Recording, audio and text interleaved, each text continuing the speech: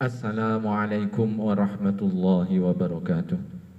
Ila hadratin Nabi Mustafa Sayyidina Muhammadin Rasulillah sallallahu alaihi wasallam wa jami' alihi wa sahbihi wa jami'il anbiya'i wal mursalin wal malaikatil muqarrabin wa syuhada'i wal awliya'i was salihin wa masyayikhina fid din masyariqil ardi ila magharibiha radallahu anhum lahumul fatihah. A'udzu billahi minasyaitonir rajim. Bismillahirrahmanirrahim. Alhamdulillahirabbil alamin arrahmanir rahim maliki yaumiddin. Iyyaka na'budu wa iyyaka nasta'in. Ihdinas siratal mustaqim siratal ladzina an'amta 'alaihim ghairil maghdubi 'alaihim waladdallin. Amin. Para pemirsa yang dirahmati Allah, pada sesi kelima kali ini kita akan membahas tentang mawani'ul irthi, atau hal-hal yang dapat menghalangi seseorang mendapat warisan. Hanya saja ulama ilmu faraid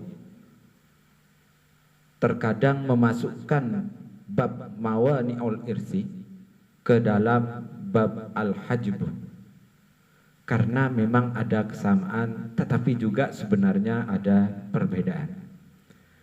Ibarat gampangnya sebagaimana ketika seseorang belajar ilmu nahwu yang mengatakan bahwa kalau ad-dhammah pasti rofa, tetapi kalau rofa belum tentu dhammah.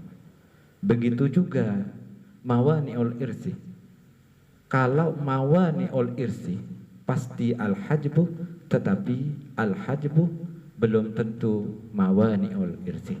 Untuk lebih jelasnya nanti kita bahas pada sesi bab al-hajb. Para pemirsa yang dirahmati Allah, mawani'ul irsi atau hal-hal yang bisa menghalangi seseorang mendapat warisan. Yang pertama adalah ikhtilafuddin, karena berbeda agama, muslim dan non-muslim. Sebagaimana disebutkan dalam hadis, la yarisul muslimul kafirah walal kafirul muslimah, rawahul jamaah. Hanya saja kemudian muncul pertanyaan, kapan dihitung muslim dan non muslim? Suatu contoh misalnya begini, ada antara bapak dan anak, anaknya non-muslim, bapaknya muslim. Lantas dihitungnya sebelum bapaknya mati atau sesudah bapaknya mati?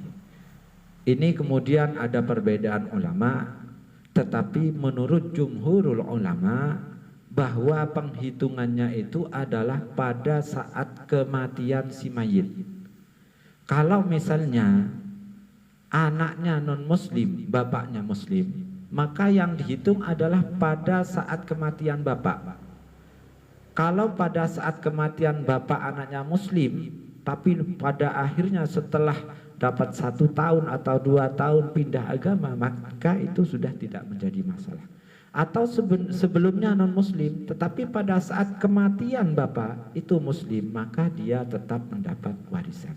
Jadi menurut jumhurul ulama yang dihitung adalah pada saat kematian mayit itu. Yang kedua adalah al-qatlu, karena terjadi pembunuhan. Ambil contoh gampang, misalnya antara anak dan bapak. Apabila terjadi misalnya si anak membunuh bapak, maka hubungan waris antara anak dan bapak tadi terputus. Ini berdasarkan sebuah hadis yang berbunyi, la yarisul qatilu minal maqtuli syai'an, rawahun Nasa'i. Hanya kemudian timbul pertanyaan, tipe pembunuhan yang bagaimana? Karena pembunuhan itu banyak macam, ada al-amdu, ada syibhul amd, dan lain sebagainya. Nah, menurut Imam Syafi'i dan Hanafi, pembunuhan yang sifatnya mutlak, apakah itu pembunuhan disengaja tidak sengaja, atau bahkan karena memang kewajiban, seperti misalnya menjadi algojo dalam hukuman kisos, tetap terputus hubungan ketika terjadi pembunuhan. Tetapi menurut Imam Malik itu hanya pembunuhan yang amdan saja, pembunuhan yang disengaja memang membunuh, tidak ada unsur yang lain. Itu menurut Imam Malik. Karena kita bermadzhab Syafi'i, maka kemudian kita mengikuti yang pembunuhan yang amdan amla, jadi yang pembunuhan yang mutlak, baik am atau syibhul am. Jadi tetap masuk disengaja atau tidak sengaja, atau karena kewajiban, tetap terputus hubungan ahli waris. Yang ketiga, ar-rikuh, atau karena menjadi budak.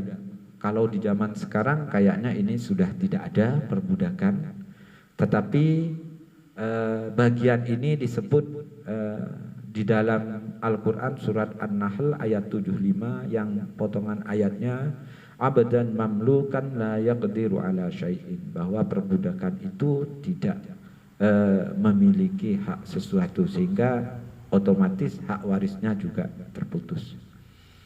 Yang keempat, penyebab seseorang tidak mendapatkan warisan adalah karena tidak diketahui yang mana yang mati lebih dahulu. Seperti contoh misalnya dalam peperangan atau kecelakaan pesawat misalnya. Contohnya begini. Ada bapak dan anak naik pesawat, atau suatu keluarga naik pesawat.